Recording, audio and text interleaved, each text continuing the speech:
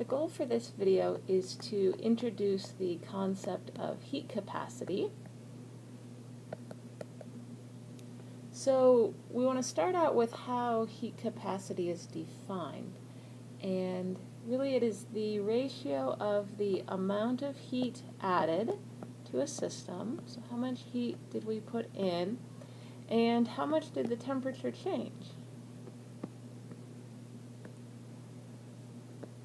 This is really in words what the heat capacity is.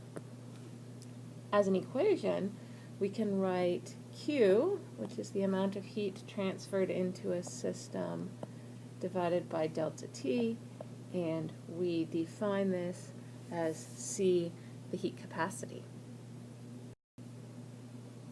As delta T gets smaller, we can write this sort of as the change in Q divided by dt. So we're doing this as T gets smaller, and we can sort of rewrite this definition of the heat capacity in the following way. So the temperature change matters, but that's not all that we need to define the heat capacity. It turns out that we also need to know the way that the system changed in order to define a heat capacity. So we could imagine either a process where there's heat transferred, a resulting temperature change, and where this is done at constant volume, and we call this CV. This is the constant volume heat capacity. And this is describing more about the way that the heat capacity is measured than the process that actually occurs. And I will elaborate on that in a minute. So this is the constant volume heat capacity. So if we were measuring CV, if we wanted to measure CV, we would need to do an experiment where we did not allow the volume of the material to change. In practice, that's pretty difficult. The easier way to actually do this kind of experiment is to do it at, sorry, this is just a funny looking delta, is to do this at constant pressure, and in this way we end up with CP, which is the constant pressure heat capacity. So you can imagine that you have a little block of material, you're trying to measure its, let's see, sorry, constant pressure heat capacity. You're trying to measure its heat capacity. It's easy to allow it to change volume as it heats up or cools down while maintaining 1 atmosphere of pressure. So a material property. That means that it varies from material to material, and that it tells us something about how the material will behave. So we saw that C was defined as the heat added divided by the temperature change. So if we have 2 blocks of material, 1 and 2, and let's say that the constant pressure heat capacity of 1 is greater than the constant pressure heat capacity of 2, then that means that we need to add more heat to block 1 in order to see the same temperature change. So for the same delta T in both, we need Q1 greater than Q2. Alternatively, if we put in the same amount of Q, we will see a lower delta T in block 1 than in block 2. So we can use heat capacity in defining some state functions. And in follow-up videos here, you will see that at constant volume,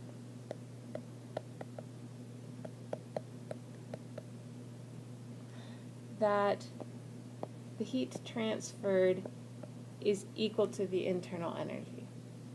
And we will see that at constant pressure,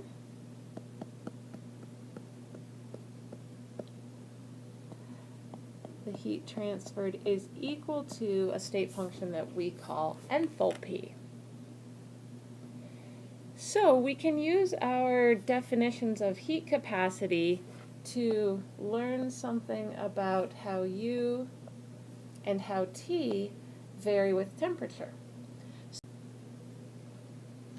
So we had defined CV as the amount of heat transferred relative to the temperature change at constant volume. But now we see that the heat transferred at constant volume is the same as the internal energy, which means that we can also write this in this way. And since U and T and V are all state functions, that's a more useful equation, and we can rewrite this in the following way. So this is a useful relationship here for how the internal energy of a system changes as the temperature changes. And we will come back to that again and again. We had also defined the constant pressure heat capacity in a similar way as the heat transferred divided by T at constant pressure.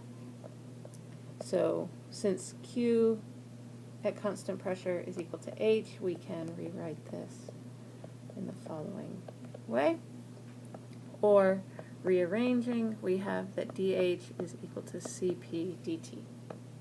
And again, this is a very useful equation for how the enthalpy of a system changes with temperature, and is something that we will come back to also again and again during this semester. Note on heat capacity depends on the size of the system, so we can say that this is an extensive property.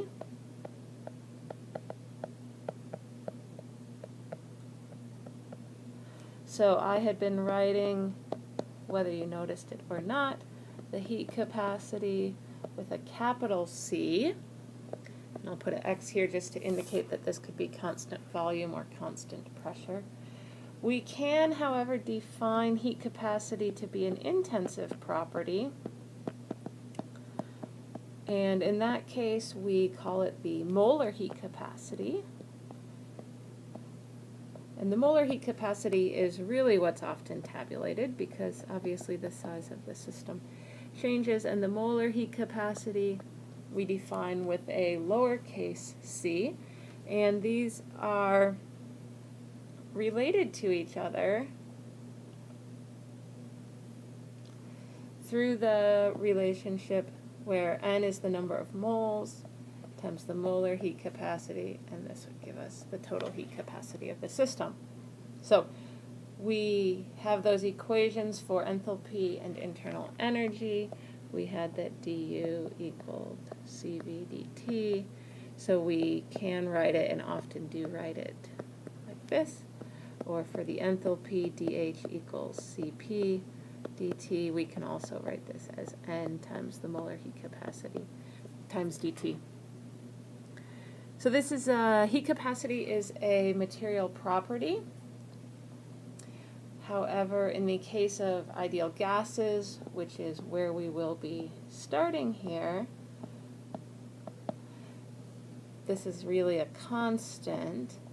If we have a monatomic ideal gas, that means something with one atom in the gas phase, something like argon, the value for Cv is 3/2 times R. The value for Cp is 5/2 times R, and R is the gas constant, and the one that we use is 8.3145 joules per mole Kelvin. If we have a diatomic ideal gas, this would be something like O2, then the heat capacity equals 5/2 R, and Cp equals 7/2.